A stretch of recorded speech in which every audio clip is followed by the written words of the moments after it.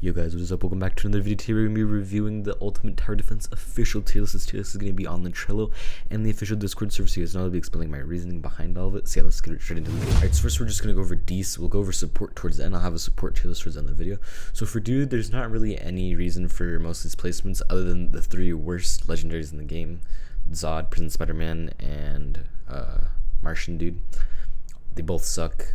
And same as Saitama and Levi, they all suck. I would never use them ever, and same with Ghost Rider. Next, we'll be moving up to C, and the reason for these rares being here is they're good for rares. Same with the commons, they're very good for their rarity. That also goes for some of the purples up here. And for some of the legendaries, so we'll talk about Joker and Batman. All these legendaries right here, they're just not really good. No one really uses any of these legendaries that are up here. Bruce Lee is really good though, so that's why he's above some of these legendaries. And then going over to Austin and Kirito, they just don't have enough damage output. He's just melee, doesn't have enough range with the meta right now. The enemies are too fast for him to handle them. And then we have Pickle. I don't know what his name is. I don't watch Dragon Ball Z, but he's not really that good. And he could be better. All Might, Escanor, they're on the same level. I think Escanor is slightly better than All Might, but they both they're probably some of the best legendaries, so that's why they're high legendaries in the C. And then Yuno has good DPS for a legendary, but still not really that good. Medosis, he absolutely sucks. He's probably one of the worst mythics, but not as bad as Ghost Rider, but that's why he's one of the lowest mythics on here. Same with Ruko, Tatsumi, or whatever her name is. Zoro, he's also not very good because melees are usually not good in this game. Itachi just doesn't have enough DPS, doesn't output enough damage. I forgot her name. Oh my goodness, but she is a sniper. Snipers are not really good. Another reason why Deadshot is really low, since snipers are not good in this game. Same with close range. Deadpool, his shots per second are just way too slow. Spawn, he's okay. He's not really that good though. Ani is like a worse version of Aaron, but Aaron in like general isn't really good. He's only good in battle mode. If he's battle mode, S+ definitely, but in general he's just bad. Angry Saitama sucks. 1 out of 400 chance to get him, but I think he's better than the other mythics below him, but he still sucks. Inoutsuki, I still think that he's pretty bad as well. Same with 02 and Minato. That's why they deserve to be C. Since they're not really good, you're not going to be using them that much in the game. That's just my opinion on it though, and what others have told to me. And then if we go over to Colossal just sucks. Not Colossal, my bad. Armored, he's just bad. His DPS is just horrible for a godly. Definitely not worth getting. Same goes with the Monkey, or I forgot his actual name because I always refer to him as Monkey. Beastine, that's what it is. He's not good. His DPS is bad, but he has extreme range. And then Frieza just fast, and it makes enemies go faster, so he just sucks. Thanos, he's good in Infinite S+ definitely, but overall he sucks. Carrefour, she's a better version of 02, and 02 isn't really that good, so I don't think she deserves to be. Alright, all the new units in this update are all B+, just so you guys do know. So everything in this update was pretty good. We got some good units. First we have Vegeta. He's really good for legendary, best starter. And then next we have Caped Pickle. He's just not good. He could be better. He's not. I wouldn't recommend him over these other mythics that are above him. Mysterio, he's an okay starter. There's better starters in the game though, definitely. And then we have 8 gates or 6 gates. I don't remember exactly which one it is for Broccoli. He is okay. His DPS could be a little bit better. And then we have, I think his name is Johnny from JoJo. He's pretty good, but definitely not better than the mythics above him, of course. And then we have Techi. Techi's pretty good, but her problem is just her her shots per second. It can be really weird how she does function. So sometimes the shots per seconds aren't gonna match exactly. It's just confusing on how it works, because you have to have a certain amount of shots, and then when you upgrade it upgrades the shots per second. So sometimes it'll just fully max her out, and then she'll be stuck at like 3 cooldowns. So you gotta like sell her, wait for her to shoot, and then upgrade. It's just whole hassle. Megumin, she has the same exact stats as Ace, but Ace is higher because Megumin doesn't have any effects. Her AoE is kind of meh. Klua is a good mythical, definitely. I think he's a solid mythical. He's able to hit many targets, especially those out of his range, and he has okay DPS. Shazam and Superman, they're like around the same level, and they've been around the same level for the entire game, but there's still definitely solid mythicals to pick up if you do need one. And then at the top of all the mythicals in B is Ace. Ace is good. He has good damage. He has the same damage as Megumin, but he has this, the effect Burning, which does a percentage of the health. I don't know the exact percentage. Someone said it's around 8%, but it's still definitely a good amount of damage.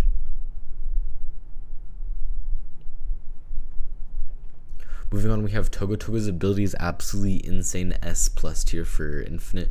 She's able to insta kill anything that is below 20% HP. That's why I have her up high on B, but she's not really that good in classic.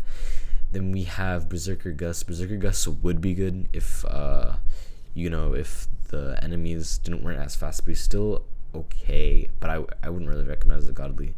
Like I was debating between putting him in C and B, but according to other people they wanted him in B, so I put him in B. And then we have Kira. Kira's not really good. His mines aren't really useful, like, at all.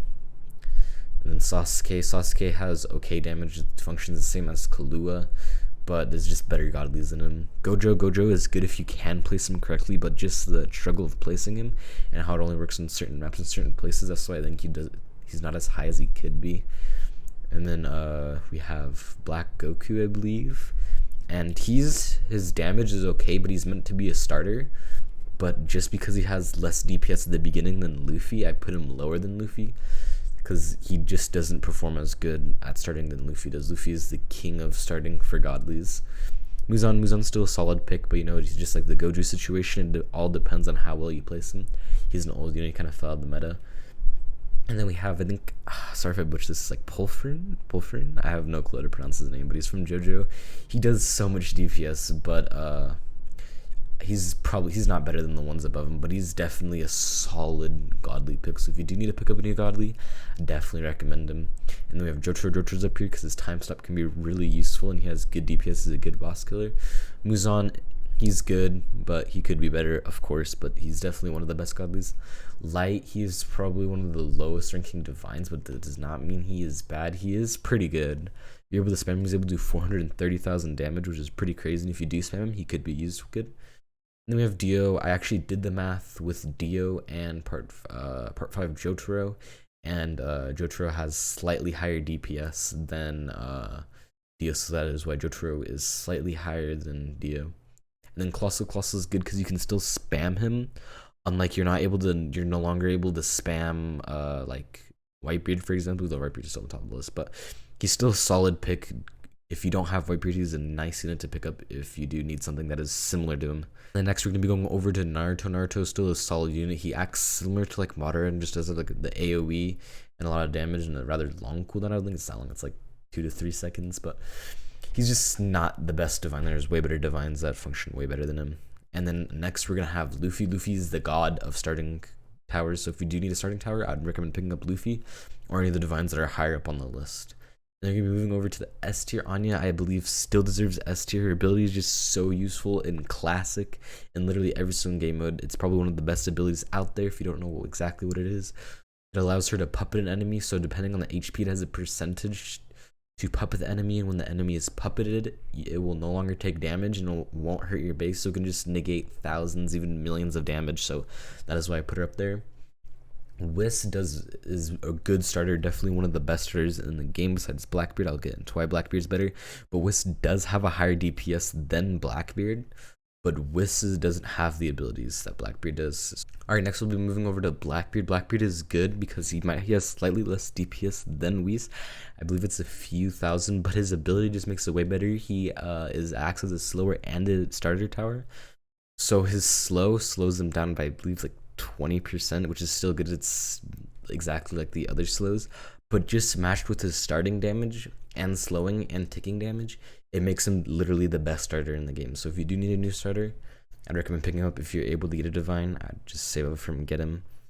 And then of course we have S. As we know, all Whitebeard did get a pretty big balance change this update, which makes it so you can no longer spam him, but I think this is good since the game's not broken and you can actually have fun playing the game.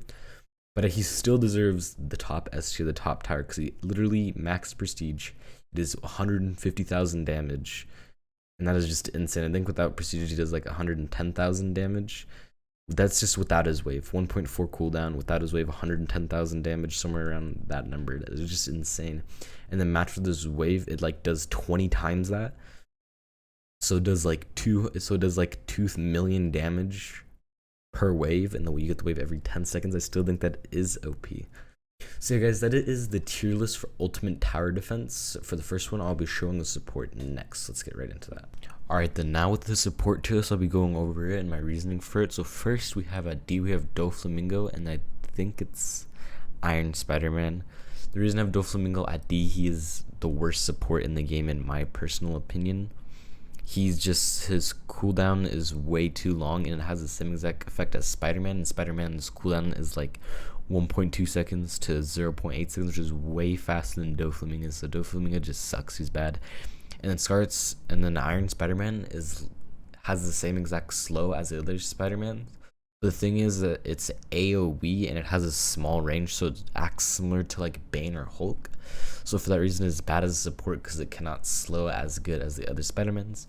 Moving up over to the C, we have Aunt May and Alfred. They basically act the same when giving money, except like small amounts of money is a bit different. And then Kakashi, this one's a little bit controversial since a lot of people wouldn't agree with me on this, but in testing, I found that Kakashi isn't as useful as the other towers due to it only lasted 0.5 seconds as slow, and his cooldown is also really long, so you're not going to be hitting a lot of people with it. So this is also going to be the same with B as with Kaneki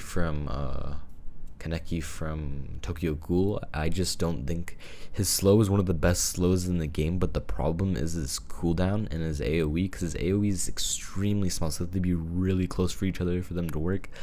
Both new maps, they move rather fast, you're not going to be able to get them really close to each other, and his cooldown is just way too long to hit most of them since they're, moving by so quick. So he deserves low B in my opinion, just for the fact that he cannot slow as many people as the other slowers in above are able to do. Next we have Speedwagon and Aquaman. They give around the same money, but I feel like money isn't as much as a problem as it used to be, so I think they both deserve B. And then moving over to the range add-ons, we have Albino, and then we have Little Naruto. I feel like the small amount of range buffs is just not good and not going to help a lot. But as you see later in the tier list, the 2x range dragon is going to be helping a lot. So moving to A, we have all the Spider-Man and then Goku Drip. The reason I have all the Spider-Man here is because they have the same exact range, same exact cooldown, and same exact effect, so it's all just going to be the same no matter what. So support wise, since this list is not based off of DPS but how well it supports your team, I feel like they all just support the same, so you might as well put them all in A. And this is a little unknown fact that the slows actually stack on top of each other, so if Carnage shoots once and then shoots the enemy again, it'll continue to stack the slow. So a lot of people don't know that. And he also has a very small AoE, but it doesn't matter since he already has fast range, fast attack and good range. And then Goku Drip, I put him as A as he's good, but he isn't really as good as the other dragons. The dragons are like literally insane on the first support. He just gives the small damage boost, which can be nice. And then going up to S, we have Froppy. I still think Froppy is a great slow tower, one of the best slow towers. The reason for this is that she has such a big AoE, even though she has a slightly longer cooldown than Kaneki by I think like 0.2 seconds. Her long AoE makes up so much for it, and she's a really good slow. And she's only 350, so she's really cheap. And then we have all the Dragos. First we have the blue Drago. That Drago slows down every single enemy by 50% for the entire round that is currently on the map. That's going to be really useful in Infinite. It can be useful in Classic and will also be useful in Battle Mode. So I think that one's going to be nice. And then the normal Shenron does 75% more damage. That one's really good as well. Just getting that extra damage is good in Infinite, Classic, and Battle Mode, all those modes. And then finally is the 2x range. The 2x range is just insane, since it's going to be hitting twice as much. It's going to be hitting the enemies twice as much, so it's essentially doing like twice as much damage to the enemies, which is just insane. It's just a lot of damage output just because of the 2x range. So yeah, guys, that'll be both of the tier lists that I do have in today's video. I appreciate you guys all for watching and staying through the end of the video. If you guys do have some like thoughts on the tier list, make sure you guys put them down in the comment section. And if you guys do have good inputs, I'll add them to the next tier list or update the tier list. So just write them down in the comments, but make sure to be civil a little bit. English. Yeah, make sure you write those down in the comments, and make sure you guys are being nice to each other. I don't want anyone fighting over like what tower is better and all that. But yeah, once again, thank you guys so much for watching, and I'll see you guys in the next video. Later.